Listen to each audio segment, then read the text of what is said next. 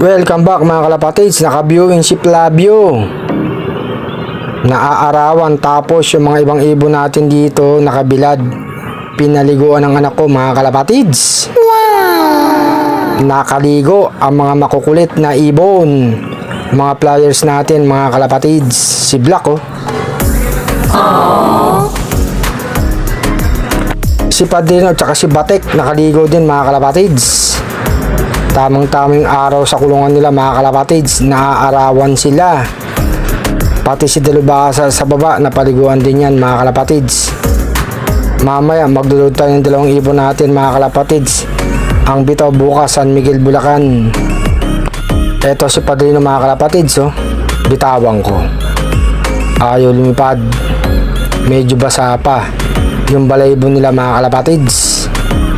Si Batek, ang bait talaga, nasa loob lang, ayaw lumabas. Oh no!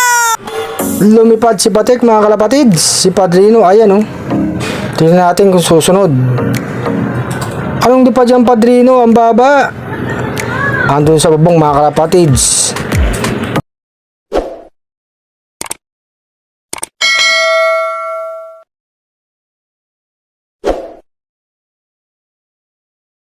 Si Batek, ayan oh mga kalapatids. Nakaronda.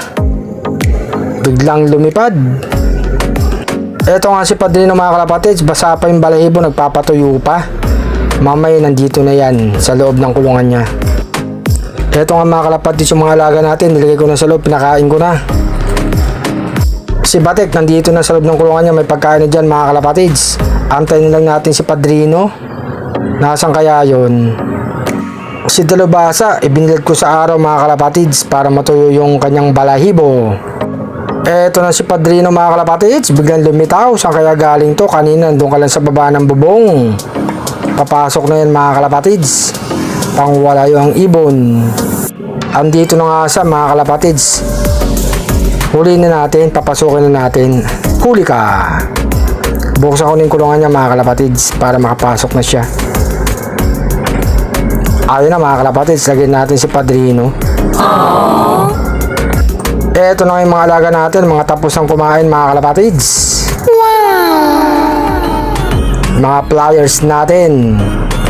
Mamaya magbibigay tayo ng patuka at saka konting vitamins, calcium lactate at saka konting kas. Pag mag-load tayo ng ibon mga kalapatids. Happy flying sa lahat mga kalapatids. Support lang kay Arcelop.